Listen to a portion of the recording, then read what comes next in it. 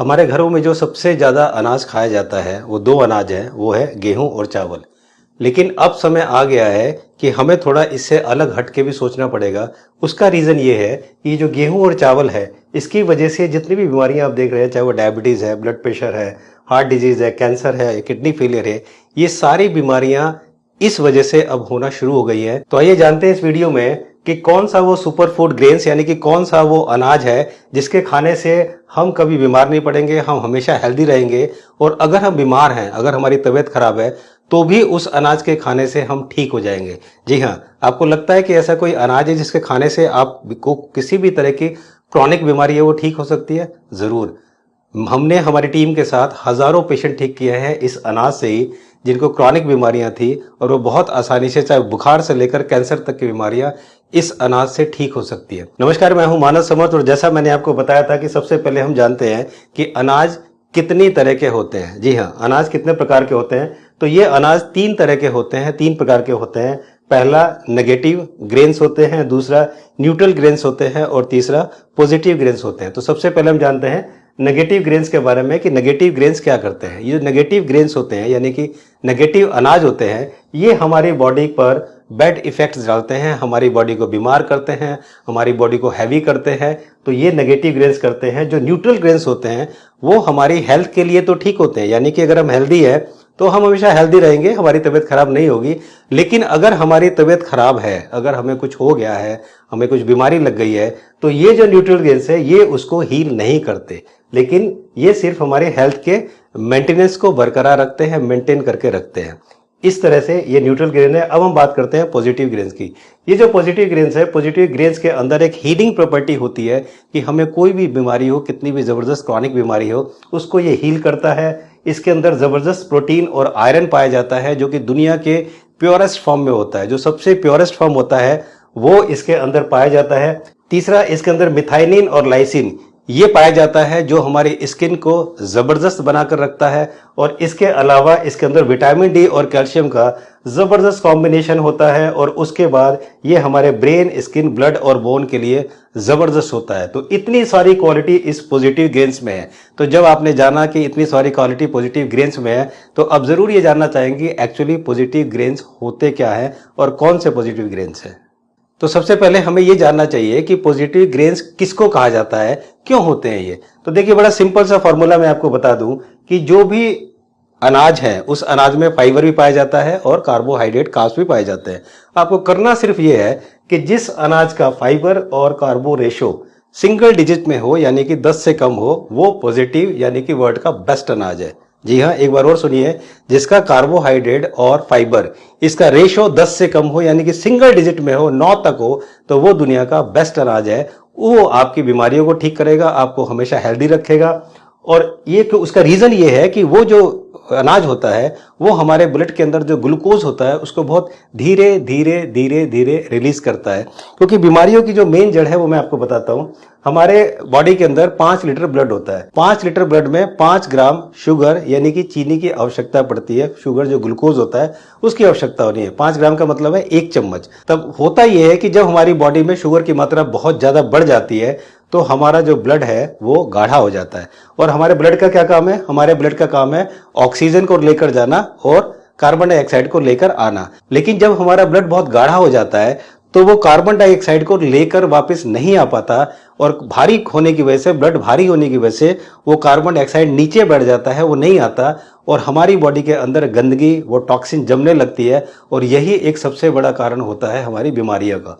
तो अगर हमारे ब्लड में ग्लूकोज बहुत सही मात्रा में है तो हम कभी बीमार नहीं पड़ेंगे, हमें कभी ये सब परेशानियां नहीं होंगी। तो अब हम सबसे पहले जानते हैं नेगेटिव ग्रेन्स के बारे में कि नेगेटिव ग्रेन्स कौन से। देखिए, व्हीट और पैडी राइस, गेहूं और ये पैडी राइस चावल, ये दोनों जो हैं बिल्कुल नेगेटिव ग्रेन्स है। उसका रीजन देखिए, ये मैंने आपको जितने भी आप देख रहे हैं यहां पर ये न्यूट्रिशनल फैक्ट्स जो हैं सारे लिखे हुए हैं कि इसके अंदर मिनरल कितना है, कार्बोहाइड्रेट कितना है, प्रोटीन कितना है, कैल्शियम कितना है, फाइबर कितना है। अगर आप देखेंगे तो ये जो व्हीट है, गेहूं है, इसके अंदर 76.2 ये कार्बोहाइड्रेट है, फाइबर 1.2 है।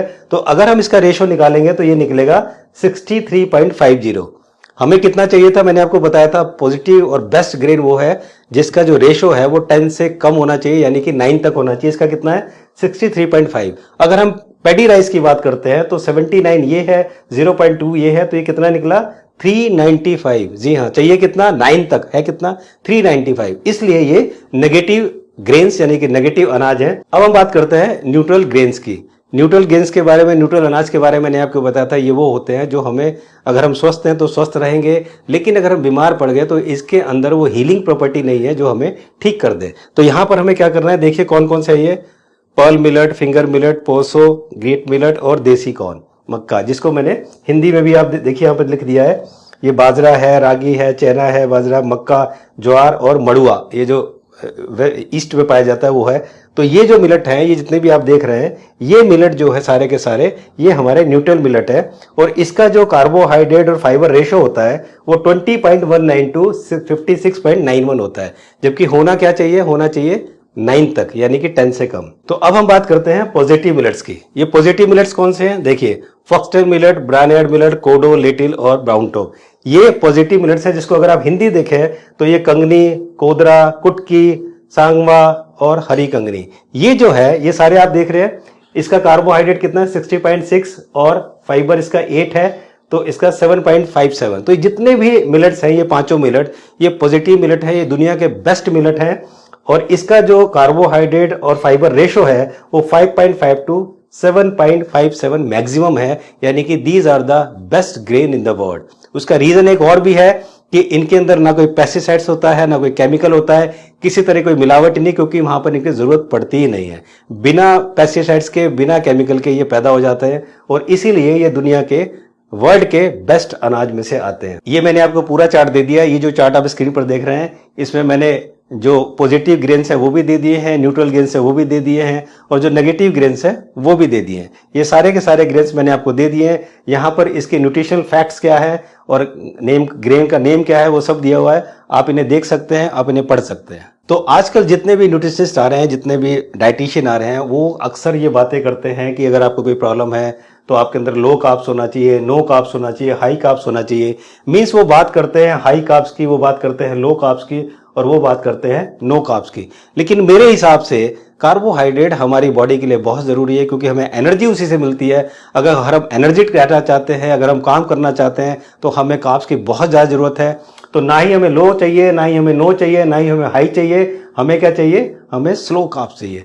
हमें वो अनाज खाना चाहिए जो कार्बोहाइड्रेट बहुत slow slow slow slow release करता हो। जैसे अगर आपने गेहूं चावल खाया, तो गेहूं चावल खाते ही आपकी बॉडी के अंदर से आधे से 1 घंटे के अंदर अंदर 30 से 40 ग्राम जो है ग्लूकोज आपकी ब्लड में आ जाता है।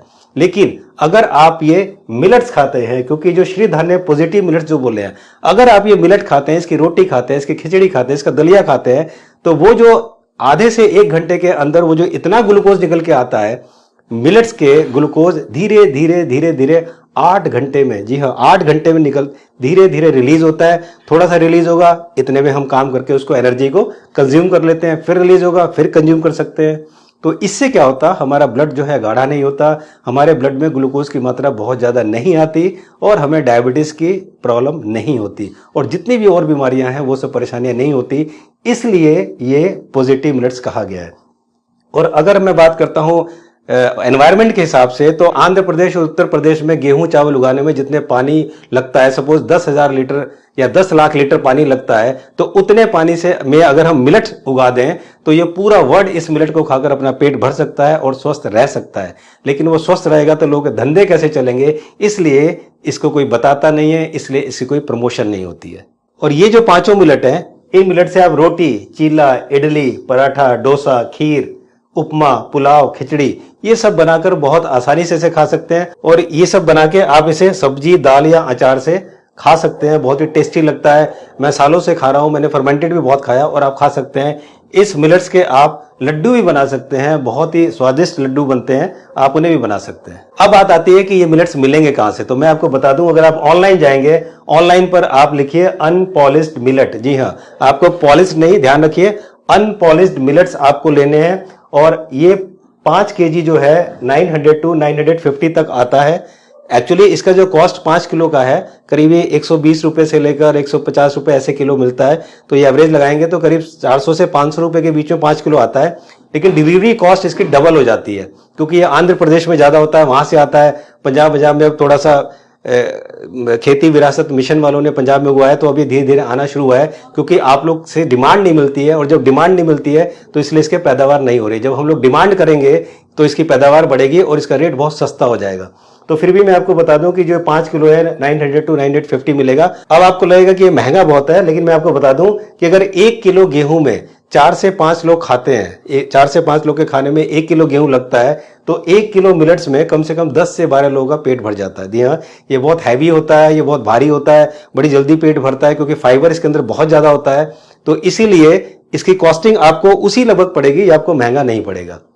और मैं यहाँ पर ये बता दूं आपको कि ये कैसे बनता है। आप YouTube पर लिखेंगे ना मिलेट्स रेसिपी, तो बहुत सारी चीजें वहां पर आ जाएंगी। बहुत सारे यूट्यूबर्स ने डाला हुआ है इसको, मिलेट्स की रेसिपी, बहुत ही अच्छी अच्छी रेसिपी, चाहे वो ब्रेकफास्ट के लिए हो, चाहे वो लंच के लिए हो, चाहे वो डिनर के लिए हो, चाहे वो और किसी भी तरह की मिठाई के लिए हो, वो सब रेसिपी उसमें डाली हुई है। बहुत ही अच्छी रेसिपी है, आप इसको जरूर ट्राई करें। और इस मिलेट्स के लिए मैं थैंक्स करना चाहूंगा डॉक्टर खादर वली जी का। जी हाँ, डॉक्टर खादर वली वो फूड साइंटिस्ट हैं जो कि यूएस में थे, लेकिन यूएस को छोड़ के वो इंडिया आए। इंडिया पर आकर उन्होंने 25 साल तक रिसर्च किया और हमको, हमारे देश को दिया ये 5 मिलेट्स, और इन्हें मिलेट्स मैन ऑफ इंडिया के नाम से जाना जाता है। इन्हें काफी सारे अवार्ड्स मिले हैं। और इनकी एक लाइन आप अपने दिमाग में बिठा लीजिए। इनका कहना है कि अगर आपका फूड गलत है तो कोई भी मेडिसिन आपको ठीक नहीं कर सकती, और अगर आपका फूड सही है तो आपको किसी भी मेडिसिन की जरूरत नहीं है। और ये बिल्कुल सही है। मैंने अपने आप को ठीक किया और मैंने हजारों पेशेंट को ठीक किया इसी फॉर्मूले से, कि जिस तरह से डीआईपी डाइट से, इन मिलेट से हम लोग हजारों पेशेंट को ठीक कर रहे हैं। तो आप हमेशा मिलेट्स खाकर स्वस्थ रह सकते हैं। और अगर आप और स्वस्थ रहना चाहते हैं तो हमेशा ध्यान रखिए कि जो हमारे पूर्वज हैं, अगर हमने ये सीख लिया कि हमारे पूर्वज क्या खाते थे, अगर हम वो खाने लगे तो हम कभी भी बीमार नहीं पड़ेंगे, क्योंकि हमने अपने पूर्वजों को भुला दिया है। इसलिए आज साइंस ने इतनी तरक्की कर ली है, हम इतने पढ़े लिखे हो गए हैं कि हमेशा बीमार ही पड़े रहते हैं, हर घर में बीमारी है। तो प्लीज हमें अपने पूर्वजों को फॉलो करना चाहिए। वो क्या खाते थे, अगर हम वो खाएंगे तो जरूर ठीक होंगे। और हमारे पूर्वज ये मिलेट्स ही खाते थे, जो मैंने आपको ये 5 मिलेट बताए हैं।